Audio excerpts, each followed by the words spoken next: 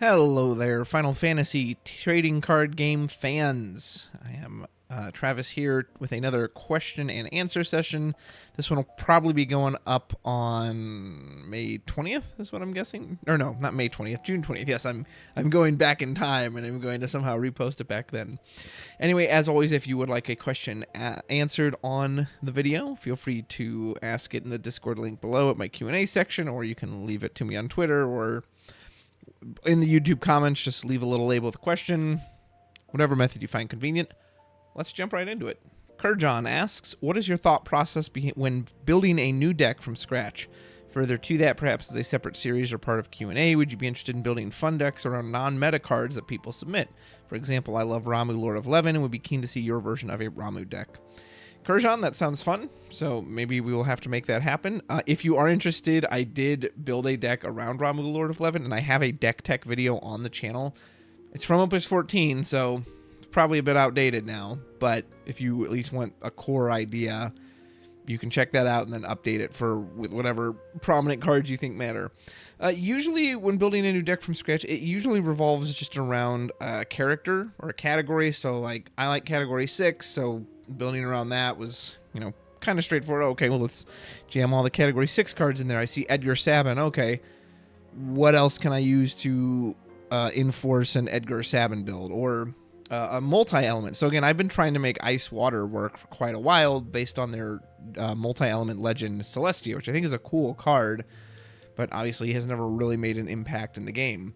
Same with like White Tiger Lycian Nimbus. Wow, I think that card's really cool. What can I build to support that in an Ice Earth package? So it's honestly, it usually starts very simply like that. I have built many of things that never see a deck tech or the light of day because I'll test it a few times on Octagon, just get destroyed. And what I do enjoy about that is, for me, I can usually identify very quickly what the issue with the deck is. So again, every time I've tried Ice Water in the past and in this Opus too, instantly I see, because originally I tried to do like an Ice Water 6 hybrid, right? Realm is a 6 character. You've got the Lock, you've got this new Strago and Gao, and Mog is a 6 character too, so that all fits in Ice Water. So I tried that package, and it just lacked removal, absolutely. So I either abandoned the idea entirely. Okay, well, what other removal can I get in there? Do I put in Glaciella? Okay, good removal, but now I have to tech into crystals.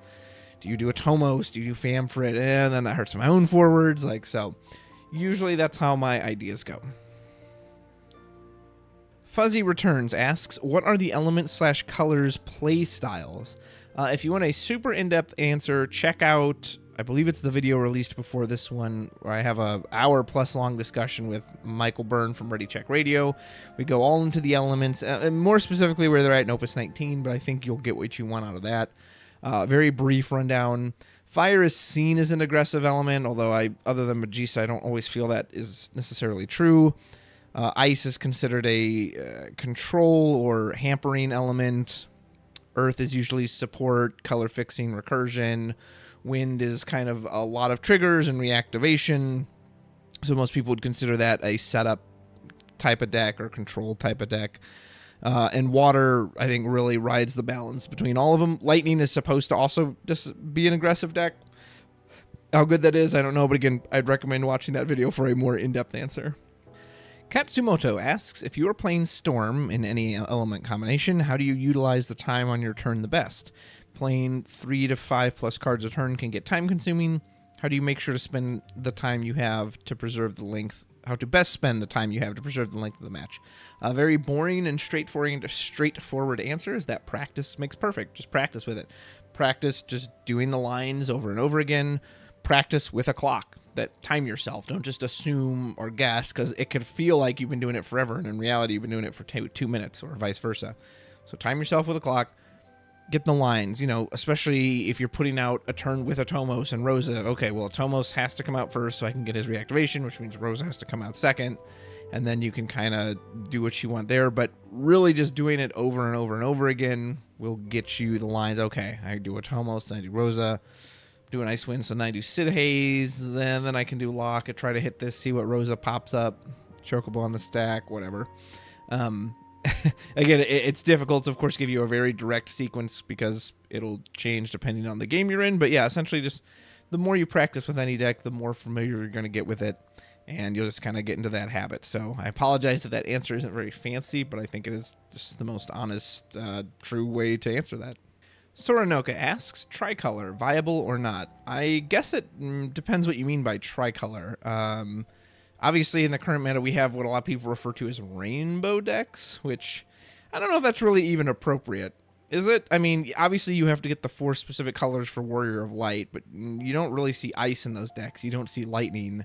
You just see what gets Warrior of Light. And then around that, he's mainly just supported with good cards. So, I mean, I guess you could call that rainbow, but it uses more than 3 colors. So is that tricolor?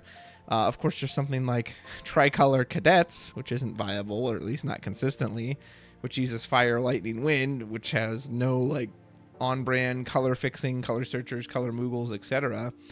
I did kind of try a version of trying to make ice water work, as I said in a previous question. So I did ice, water, earth, because the earth was the one gives me access to things like White Tiger and Prish, but also hopefully helps fill in some of the gaps there. And it's a fun deck. I like playing it, but I don't think I'd take it to a tournament. So what is viable, and again, assuming you mean competitively viable, is consistency. The reason, well, there's many reasons why mono water is so strong in so many tournaments, but a huge part of it is consistency. The consistency of Sildra, the consistency of Lena Leviathan being a move with not really a counter to it. Anything that you can consistently have happen over and over again. Same with the 13 deck. Imagine if the 13 didn't have either Hope or Vanille, or one of those two couldn't search out the other. There really would be very difficult consistency of getting that opening play, but with 2 cards to see that can really set it off, and you could argue a third one if you count the Lumina backup, that gives it a lot more consistency. So, yeah, hopefully that answered what you were asking. The one and only Lance Pearson asks, if you had to bare-knuckle wrestle your way into a World Championship win, who would you pick as your opponent, and do you think you would win? Well, if I can pick anybody in the world, then I would just pick some frail old person who's easy to defeat, because why would I purposely give myself some insane challenge to overcome, especially when there's a possibility of me getting physically hurt? If I have to pick a card player, I'll pick one of my friends who I will basically get to throw the match for me and lay down, or one of the smaller people I know, so that way I can just use my body weight and just like lay on top of them and essentially use my size and hopefully strength and speed advantage. So I don't have like a particular person, but I would want it to be, again, super easy. I'm not looking to get my teeth broken or my face busted in trying to just to get into the World Championship, or I guess to get the win, as you said. Now, if you wanted something super exciting, obviously we try to find out who actually has any kind of fighting skills in the community, and then we take them on, and we have to make it a big old bout. But yeah, ideally someone very frail who doesn't want to compete and will just be like, hey, I'll just lay down and take the pin for you. Xavier asks, if you could have a mainline Final Fantasy character as a combat mentor, who would it be and for what job? I would choose Aerith from the original Final Fantasy VII, not the remake. And she would, I would have her train me to be a white mage, essentially be a healer. She really specializes in that. Her limit breaks are incredible. Great Gospel, one of the coolest limit breaks in the game that most people probably will never see because she's gone before you ever really get to it naturally, unless you sit there and grind for it. She's very easy on the eyes, so that ain't bad. And I really like her personality in the original Final Fantasy VII. I really like her role in that game. She felt a bit more mature in that game. I didn't really like what they did with her in the remake, but I also just didn't really like much about the remake in general. So, yeah, I would absolutely pick Miss Aerith. Nikolai W6 asks, thoughts on Final Fantasy 16 and when it'll come to the TCG? Probably about 4 to 5 opuses from now, maybe sooner if they really, really push it, but chances are it'll appear a little down the line from that. So that probably be sometime next year, maybe the end of next year, maybe not, maybe even all the way in 2025. I honestly haven't seen a whole lot of the game. I've seen a few trailers. I haven't played the demo. I haven't really watched any reviews or any of that. I hope it's good. I would love to have another great Final Fantasy title. I don't think we've had a great title since Final Fantasy X. There's been some I've enjoyed since then, but think that was the last time we had a truly, truly great one. That being said, I don't like the look of the combat. Like, I just don't care about Devil May Cry style combat. Devil May Cry, I think, has a lot of needless button mashing. That's just like, why can't I just hold this button to fire the guns continuously? Why do I have to sit there and just tap it over? I hate needless button presses. Same with like the Final Fantasy VII Remake with Cloud. I don't find Cloud enjoyable to use in that game because I have to sit there and just mash.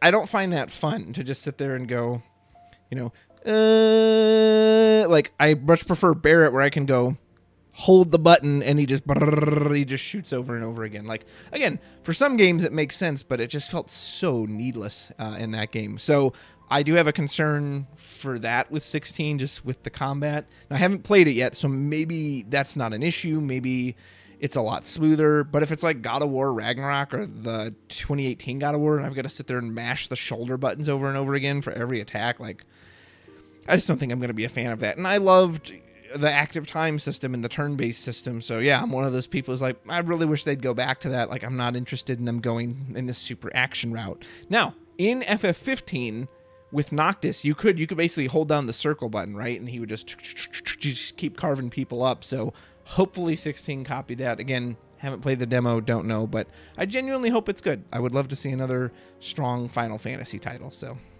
the one and only Lance Pearson comes back with another one, asks, I know you haven't played any Final Fantasy Brave Exvius games extensively, but do you have an opinion on their sudden upsurge in the TCG? Yeah, the only one I've really played was the original Brave Exvius. It was mobile, so I played it on my tablet to a degree. Really fun characters and story, but man, the gameplay is just miserable. It's just like a mobile gacha game, so that part, just an absolute slog.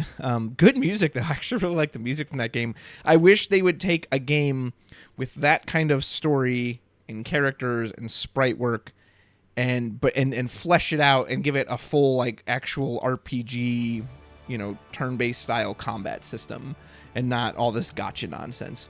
Anyway, I think it's just, for whatever reason, they really value the titles, the video game titles that make money or that are currently popular for them. So when the 7 remake was coming out, that's Opus 11. Think we got all those 7 cards, and all the 7 cards were pushed. I remember reading the remnants and being like, oh, they dull freeze backups, and nothing else had really done that consistently since then. But there was, and other people agreed with me, yeah, the 7 cards are pushed to sell the product, which is weird to me. Like, I don't think anyone is not going to play the remake, play 7 cards, and go, these cards are strong, so now I'll go buy the video game. It seems very unlikely. But so, War of the Visions is a big Brave Exvius title that is a big gacha game for them. And I know a lot of people who play that, so that's why they bring the characters in there, right? And that's why, because it's a currently active game that, hey, people know these characters, people play with them. So yeah, I personally think it's just all business, money related. The Custom Card Man asks, when do you think we will get multi-element monsters and summons? That is a really interesting question, because so far the only multi-element thing we have seen is forwards, right? What would a multi-element monster look like? What would a summon look like? If it's like the forwards, it'll just be the combination of 2 effects, right? It'll be, if it's an Odin Shiva mix, choose one. Break a forward of 2 or less, or, dull and freeze a forward opponent controls for whatever cost, EX burst. I feel like that's just going to open up the game to even more problems that, okay, so now you have not only these forwards, you have these summons now that you can, so when you say search a summon, okay, well, you're not restricted to multi-element summons, you just get any summon, whereas forwards have had restrictions on them. Isail says go search an ice forward, and while now that does branch into multi-element, it's still limited by ice forward. But all summon searching, it's never, very little of it says get a lightning summon, get a this summon specifically. It's usually just, most of it is generically, hey, get a summon. So I mean, it would surely be strong. Same with monsters. I think the more multi-elements you introduce, especially in different types, you are opening the game up to just, there's really no reason to play anything but multi-element cards because they can be discarded for multiple CP. So I don't know. I don't know if they want to do that. And so if that happens, I think it will be quite a long way down the road. I don't think that will happen anytime soon. And I'm going to say that and then watch next year. Surprise, here's our first multi-element monster. But yeah, I think it seems like they're very content and happy to have it just as a forward power or mechanic. The one and only Lance Pearson gets his third and final question in this week and asks simply, hey, will they ever ban Sildra? I don't think they will. I think they're very against bans in general, as we've seen. I think anyone can see that compared to any other card game. They're very, very hesitant to ban things. And I think Sildra offers a level of consistency that they like.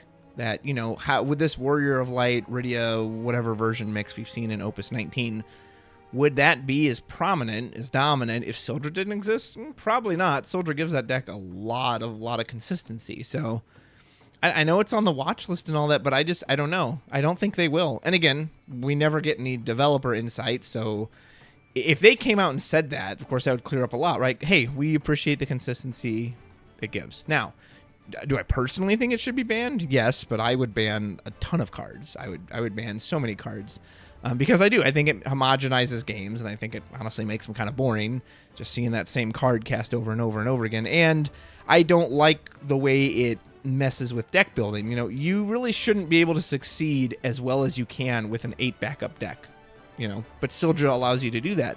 However, again, like I said in the beginning, maybe they're okay with that. Maybe they like that consistency because, well, backups are kind of boring. You know, you put them down and then they just sit there. So maybe it's more fun to have the lower backups we can get away with, the better. So from a power level, yeah, should they? Because there's nothing in any other element that even competes with it summon-wise. But yeah, will they? I know it's so funny to people to see so many people in the Discord just talking about, well, when Sildra gets the cut, and I'm always just like, how are you so convinced it's going to get a cut?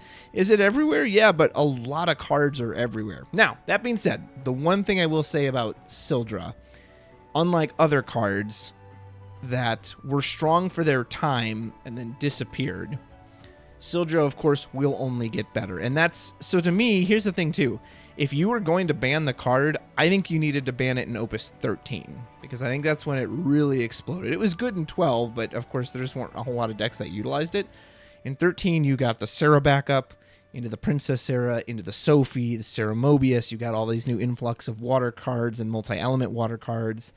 What's her name? Agrius and the Ovalia, like.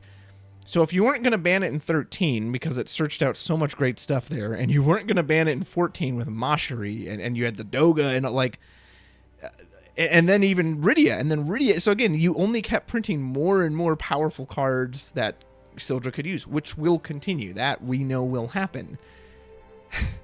So if you weren't going to ban it any of those times, like, why ban it now? Is the Warrior of Light stuff super strong? Sure. Is the Lena Leviathan super strong? Sure. But they didn't ban it when Lena Leviathan came out in Opus 18.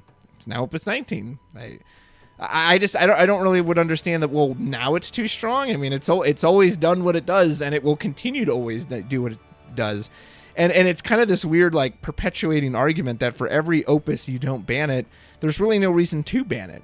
It already gets the best stuff out of your deck, so why ban it in the future? What could they possibly print in the future? Like, okay, will they continue to print more strong cards? Okay, they already have that. Like, does that make sense what I'm saying? The only thing they can print stronger right now than Lena Leviathan that you can go search out that insane combo would be a card that legit says play this, win the game. And then maybe they're like, well, we don't want you to be able to search out a card that says play and win the game on turn 1. Although then you would argue that the problem is that card, of course. So, of course, it's only going to get stronger. Should they ban it? Yes, I think they should. Will they? I hope so, but I honestly wouldn't be surprised to see them not touch it. So, only time will tell. See, and I'm gonna post this and watch the day after announcement. Sildra has been banned. And last but certainly not least, Bloodfist Lesser Mad Scientist asks, start of Opus 19 meta versus now, how do you think decks have evolved and grown? I think they've just found the consistency that they're looking for. I knew water wasn't going to go anywhere in power level. Obviously, sometimes players abandon stuff even if the power level is there. Water was going to obviously continue to be strong. We knew Wold decks would pop up in some form. Art Chaos probably rose to prominence more than originally predicted just because Warrior of Light was so prominent, so it made it a natural counter to the deck. Some stuff felt like 13 is still just 13. I don't know. I don't know if it's really evolved and grown, but it depends on how you look at the meta, right? So some people take tournament results to absolute heart. That this one, Tournament X, therefore it is a great deck or a good deck or whatever.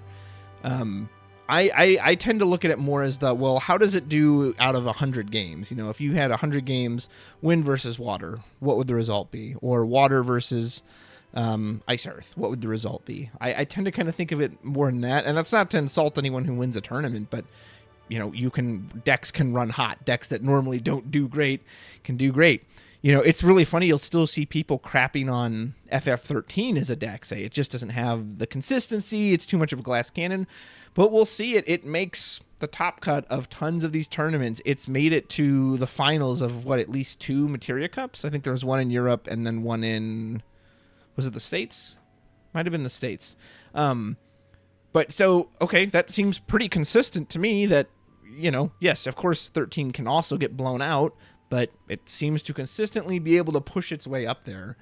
So, yeah, I mean, I don't know. Again, how do you look at it? Do you look at, this tournament's response to this tournament? But for usually what people just home in on as opuses and metas go by is just consistency. Well, what's the most consistent thing? Is it 13? Is it Category 6? Is it Ice Earth, Ice Lightning, etc.? So, if anything, I think it just kind of... It started with a lot of different decks, and then people just kind of, the winners at least, I shouldn't say people, because obviously everyone brings whatever they feel like, but the top cuts and the winners are now trending to focus more for, this is the really consistent stuff, this is what wins, let's bring that. Hooray, and that was all the questions for this week. I hope everyone who is going to Texas has a good time. I will be on the commentary stream for that, so hope to see you there, although I won't be there in person, but hope, hey, if you're in the chat, say hello. If you're playing, good luck. Best of luck to you. Rooting, hope it goes well for you. And as always, until next time, take care.